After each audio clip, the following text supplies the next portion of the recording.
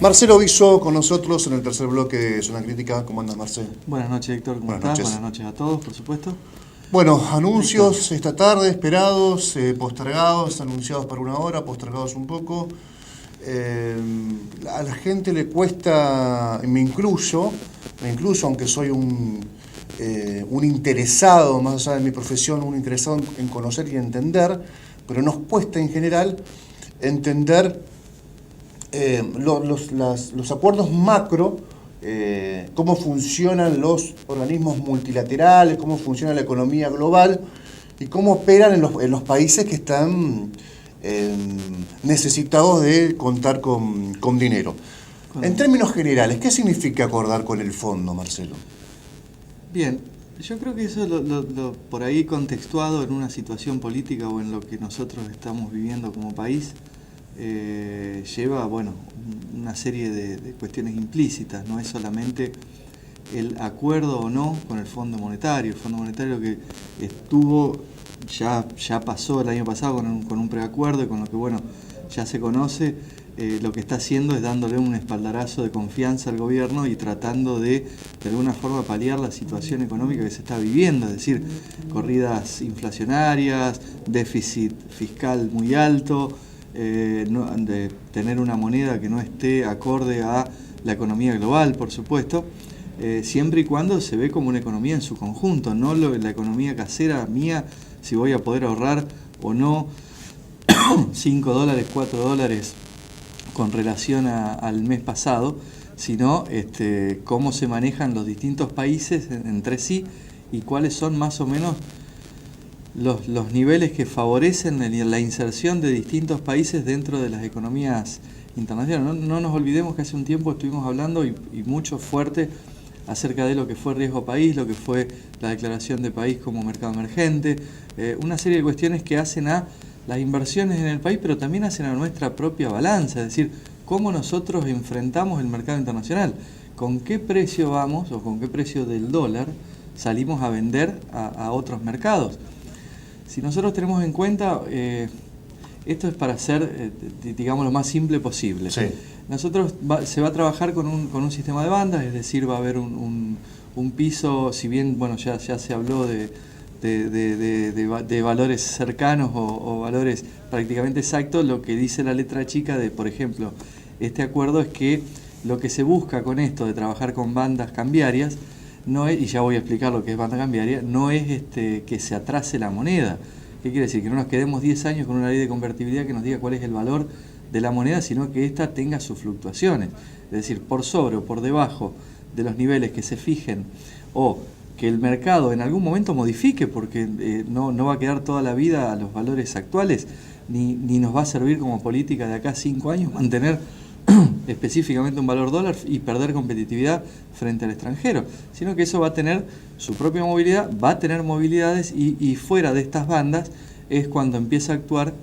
Esto es para que lo entiendan todos, porque esto fue algo de lo cual se habló mucho durante la semana pasada y mucho después de la salida de Ulloa, de por qué él salía del ministerio o qué postura tenía, cuál era el trasfondo de todo esto, cuando por un lado dijeron que había un cruce fuerte y por otro lado salen a decir que hay que fue un gesto de patriotismo porque no iba, un poco más altruista, porque no iba a continuar con dicha función.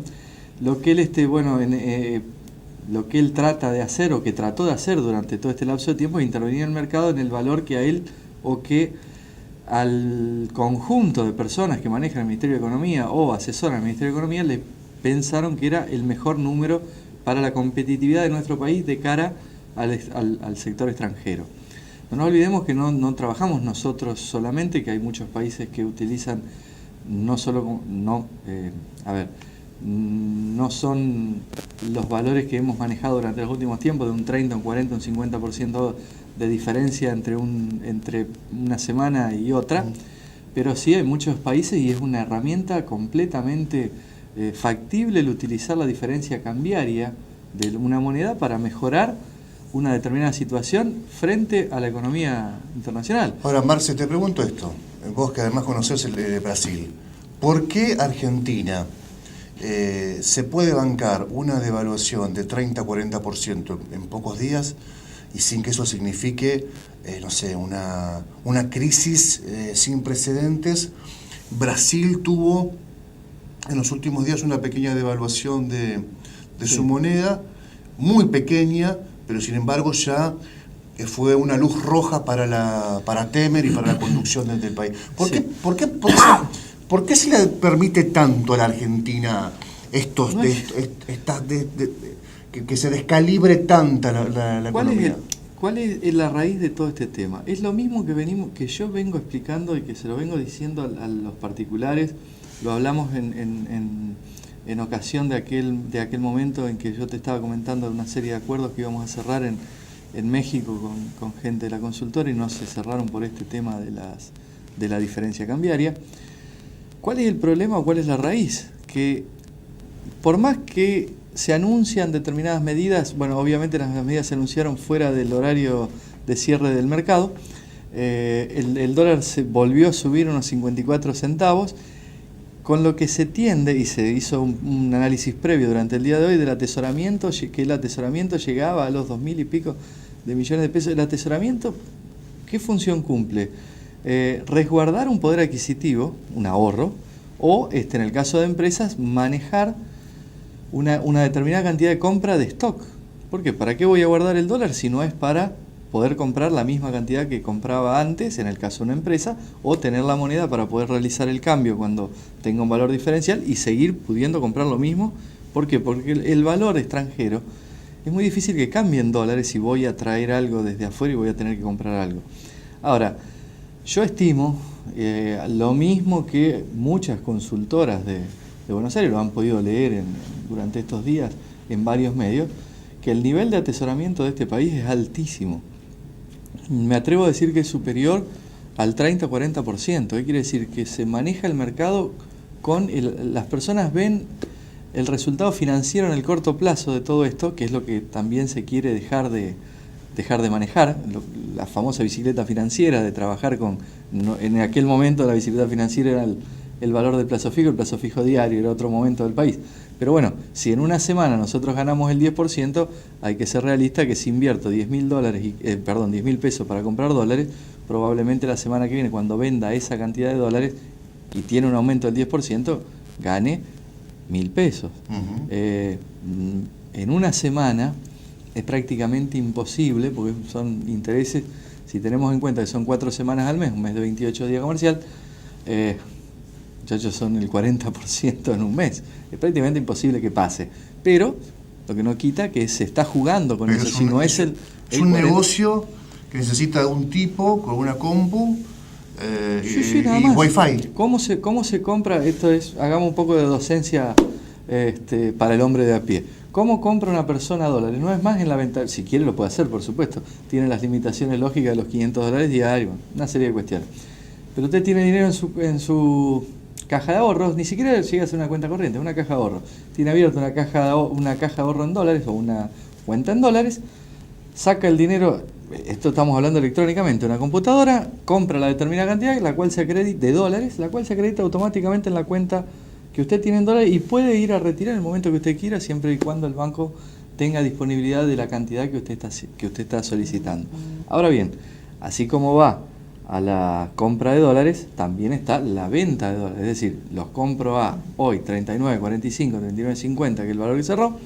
Mañana el dólar sube a 45, 42 o 40, y esos 50 centavos de diferencia que yo estimo, vuelvo a vender los dólares para ganar esos 50. A ver, hay una diferencia entre compra y venta. Hay una tasación para las compras y para las ventas que siempre tiene una diferencia. 90 centavos, 80 centavos. Y la brecha no es poco, es decir, tiene que cubrir esa brecha más alguna ganancia. Pero si tenemos en cuenta que el día 24-25 de agosto la moneda estaba 27,60, 30 pesos, y y a la semana siguiente 3-4 de septiembre la moneda cotizó a 43, obviamente que pasa largamente la brecha de diferencia entre compra y venta, con más alguna diferencia y bastante importante.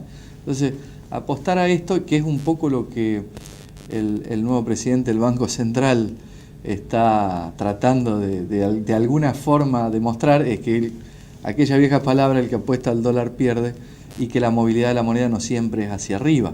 Por eso están las bandas de trabajo. A ver, por debajo de la banda piso también interviene el banco para comprar dólares, frenar la caída o sea, que no se siga apreciando la moneda argentina, frenar la caída de la cotización del dólar y reconstituir reservas, por ejemplo, con ese dinero. Hay te pregunto, sí. Yo noto en esto una contradicción. ¿Por qué, si supuestamente un dólar alto favorece al empresario pyme o grande que exporta en dólares, obviamente, por qué el mismo Estado le pone más impuestos a esta actividad? Obviamente el aumentar cualquier imposición, el término mismo lo dice, el impuesto deriva de imponer tributo, es decir, cobrar algo coercivamente, y tiene fines únicamente recaudatorios, no tiene otro fin. El fin recaudatorio de incluir, aumentar o crear un impuesto nuevo, es decir, es cubrir de alguna forma una cuenta del Estado que está en rojo. La semana pasada estuvimos hablando, la anterior, estuvimos hablando acerca del déficit del Estado. El déficit del Estado de algún lugar se tiene que financiar, es dinero que está haciendo falta en la caja del Estado. Ustedes, para que se den una idea, el déficit del Estado es como el rojo en su cuenta corriente o la falta de dinero en efectivo de su billetera. Es exactamente lo mismo, se puede ir trasladando en el tiempo, pero ese déficit en algún momento hay que pagarlo. ¿Cómo se paga? Y el Estado lamentablemente no genera ningún lucro, es decir, no es una empresa que vaya a ganar dinero para aplicarlo a pagar su propia deuda. Es decir, ¿de dónde recauda el Estado? Y el Estado recauda de los impuestos, son los tributos, originariamente. Ahora, esto es contrafáctico, pero ninguna empresa exportadora con el dólar alto va a pensar dos veces exportar porque el Estado le aplique impuestos. No sería, por eso digo es contrafáctico, ¿no sería mejor liberar que esta empresa exporte todo lo que quiera con un dólar alto, sin la presión tributaria, y después de última imputarle ganancias y recaudar más a través de ganancias? Preferiblemente sí. Recordemos que estamos en el techo de ganancia, el techo histórico y el techo por ley de ganancia del 35%, sí, que es la alícuota máxima, sí, hoy. Así que más ganancia imposible. Por eso te digo. Ahora, ¿cuál es el tema? Si nosotros liberamos únicamente, pasa lo mismo, y creo que lo escuché un ratito en el bloque anterior, tiene alguna relación en la cuestión laboral en todo esto. Si uno desregula todo y desregula la cuestión impositiva, se corre el riesgo de que alguna de las partes se aproveche de alguna cuestión, sea en el ámbito laboral o sea en el ámbito impositivo. Es decir, nosotros le sacamos todos los impuestos para que esta empresa de alguna forma produzca, pero la empresa tiene como objeto, y no estoy hablando de una empresa en particular, a ver, que no se ofendan, es el pensamiento del homus económico, ¿sí? Es decir, la persona que piensa en términos económicos, cualquiera, nosotros, yo o vos en forma particular, y uno como particular y como generador de economía doméstica, digámoslo. Yo trato de maximizar el beneficio. A mí me sacan los impuestos, me están dando una ayuda muy grande para que yo pueda exportar con un dólar alto y demás. Eso no garantiza que yo tome más mano de obra. Y tampoco se puede obligar que se genere mayor mano de obra para mejor desenvolvimiento del mercado. No te cobran impuestos. La teoría es lo que vos estás comentando. En teoría es así, porque la teoría liberal es esa. Es decir, yo trataría de mejorar de alguna forma y generaría empleos. ¿Por qué? Porque trataría de vender más. A ver, eso no quiere decir que... ¿Dónde la mano de obra es más barata? Vos citaste un ejemplo. Hasta hace muy poco tiempo, por una cuestión de paritarias, por una cuestión de sueldos básicos y demás, la mano de obra era más barata en Brasil. Hoy por una cuestión cambiaria, es más cara. Pero hasta hace no mucho tiempo era más barata. Entonces, ¿qué quiere decir? Yo voy a contratar gente que me sale caro en la Argentina. Esto es un conjunto, no es solamente el imponer o quitar un tributo o no.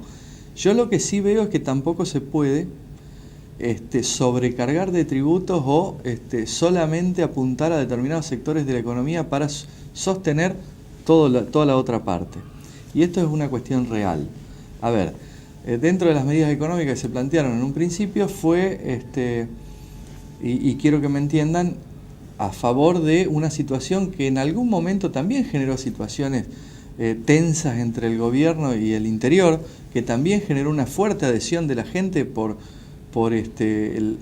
votar en aquel momento lo que fue el yo voto no positivo de aquel famoso 2008. Sí.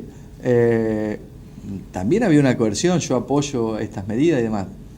Durante la campaña se habló de alguna forma quitar todo lo que fue retención al sector agropecuario, que es el motor de la economía argentina, sobre todo de la provincia de Santa Fe. ¿Sí? A ver, ¿qué pasó? El sector agropecuario, una de las últimas medidas impositivas fue disminuir esa pequeña quita que iba a hacer y dejarla en stand-by para años posteriores y demás.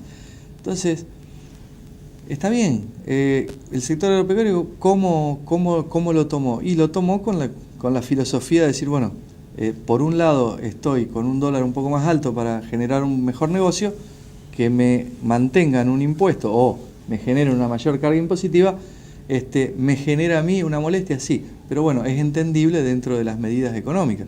A ver, no se puede tomar una medida económica para beneficiar exclusivamente a un solo sector, de ninguna forma, estaría muy mal. Una medida política para beneficiar exclusivamente a un solo sector también está muy mal. Yo ya expliqué en algún momento cómo es el tema del círculo económico. Es como, salvo las salidas que hay por ahorro o salidas específicas, es un círculo. Sacarle a uno para darle a otro implica que este tenga menos para que este tenga más. Entonces, no siempre está, y hay que ver quién es el árbitro de todas estas cuestiones, porque es como en una cuestión judicial. Terminamos debatiendo quién va a ser el juez o quién va a decir qué es lo bueno y qué es lo malo. Y puede ser, como todos somos seres humanos, desde la presidencia actual, oficialismo, hasta la oposición, seguimos siendo todos seres humanos y podemos equivocarnos, ¿sí? En cuanto al juzgar que una cosa es mejor que tal vez que la otra. Entonces las medidas todos se toman dentro de una generalidad. Por eso es muy difícil aplicar conceptos o aunar todo lo que es la cuestión macro y microeconómica de un país en una serie de cuestiones y que todas tiendan al mismo punto. Es decir, es muy difícil evaluar ese resultado. Marcelo, me quedé sin tiempo y no tenemos tiempo para hablar de Brasil. Lo hacemos la próxima semana, ya con además más información sobre cómo repercute el acuerdo, la letra chica del acuerdo del fondo con Argentina, y sumamos Brasil.